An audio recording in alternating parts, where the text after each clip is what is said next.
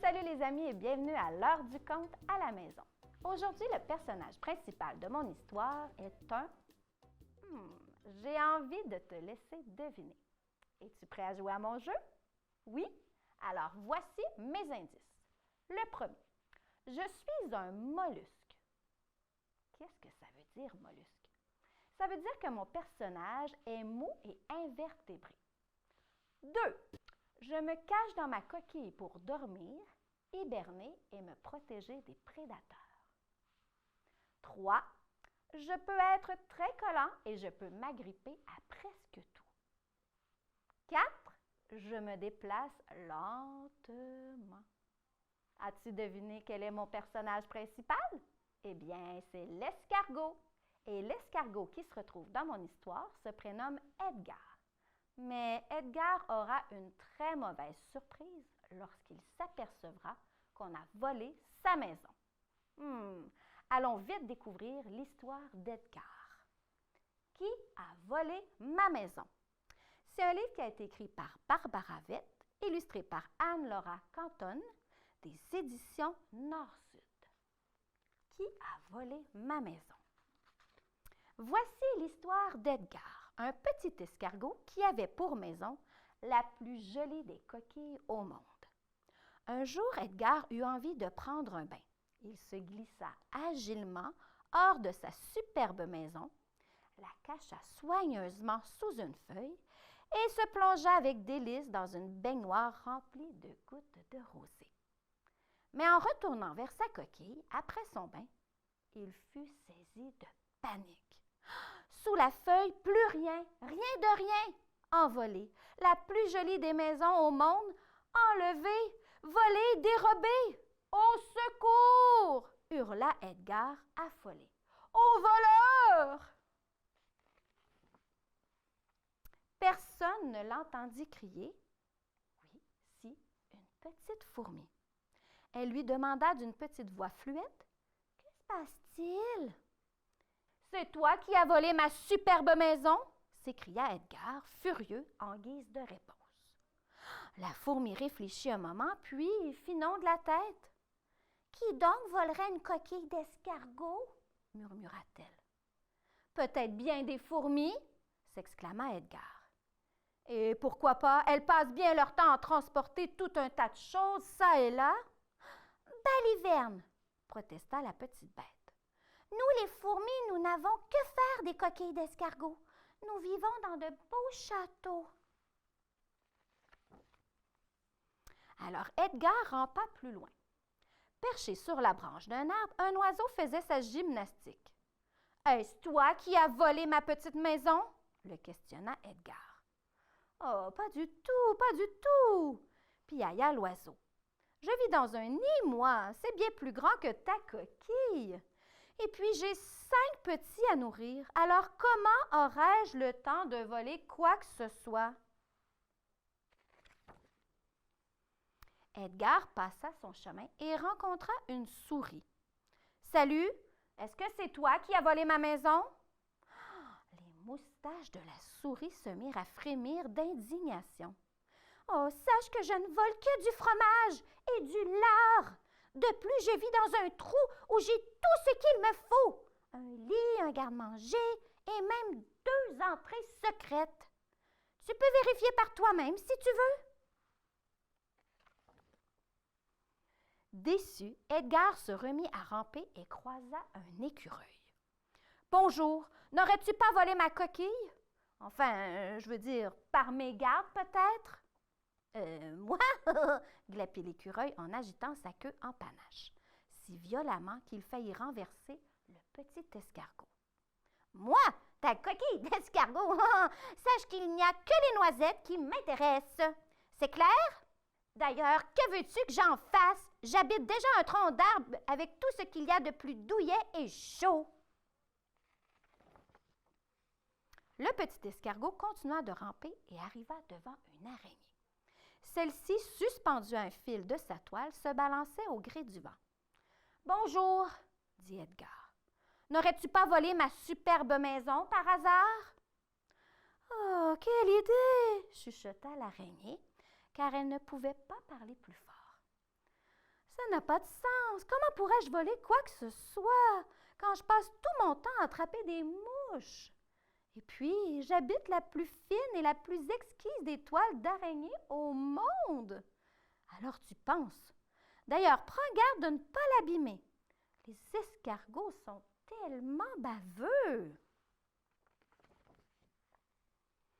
Edgar rampa plus loin et rencontra un chien. La grosse bête faillit ne pas le voir tant l'escargot était petit. Pour se faire entendre, celui-ci dut hurler. « Dis donc, aurais-tu volé par le plus grand des hasards et sans t'en rendre compte, bien sûr, ma superbe coquille? » Le chien baissa la tête, renifla le minuscule animal et il aboya.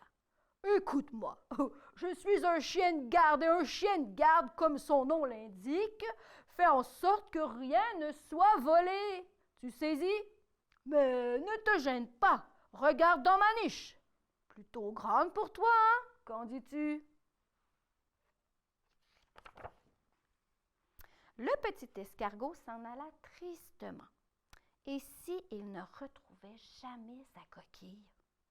Un peu plus loin, il rencontra une guêpe. Celle-ci grondait et bourdonnait si furieusement qu'Edgar trouva plus prudent de formuler autrement sa question.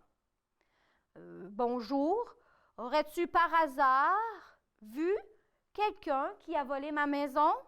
Lui dit-il seulement. La guêpe tournoyait au-dessus du petit escargot.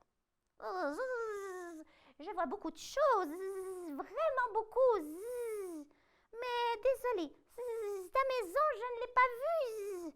Je viens juste de terminer la mienne. Tu la vois là-bas? J'y travaille depuis des semaines. Pourvu que personne ne me la vole. Heureusement, j'ai mon dard. Nul n'osera s'y frotter. Le petit escargot rampa encore et rencontra une vache. Elle était énorme. Pourtant, Edgar prit son courage à deux mains et demanda. « Bonjour, aurais-tu vu, ou qui sait, peut-être même, avaler ma maison par le plus grand des hasards? » La vache ruminait tranquillement et finit par dire après un long moment.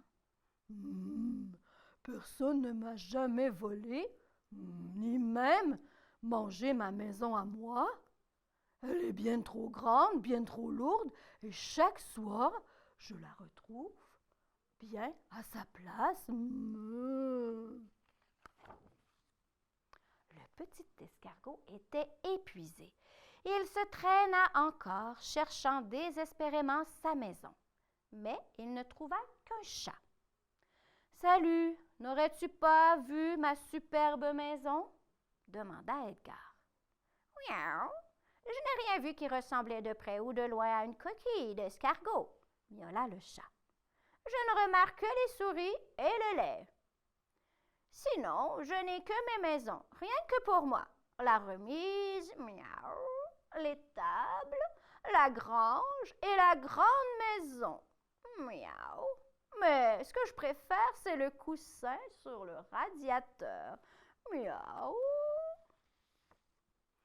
Edgar commença à avoir très froid. Pourtant, il trouva encore la force de poursuivre sa route.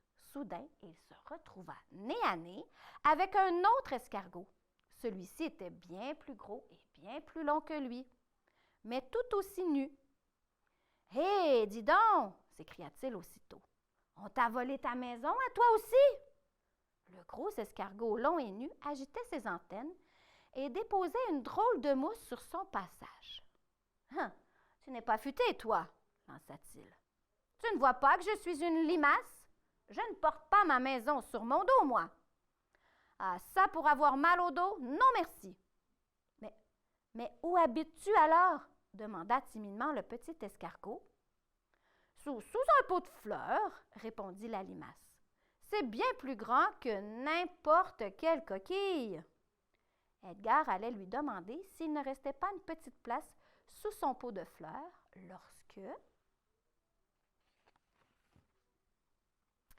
il entrevit sous une feuille de pissenlit quelque chose qui ressemblait à la plus belle des coquilles d'escargot du monde entier.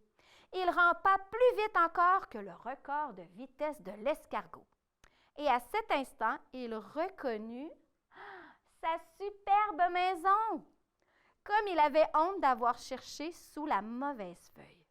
Il se glissa jusque dans sa maison et referma vite la porte. Et une fois à l'intérieur, une grande joie l'envahit. Il y faisait bon et chaud. Sa maison était vraiment la plus douce de toutes les maisons au monde. Oh là là, Edgar n'avait pas regardé sous la bonne feuille. Crois-tu qu'il ira s'excuser auprès de tous les animaux? Moi, je crois que s'il va s'excuser, il se sentira léger comme un escargot sans sa maison sur son dos. Et toi, es-tu capable de t'excuser lorsque tu fais une grosse bêtise? Ce n'est pas facile, hein? Mais il faut essayer très, très fort. Je te dis à très bientôt pour une autre histoire à la maison. Salut, salut!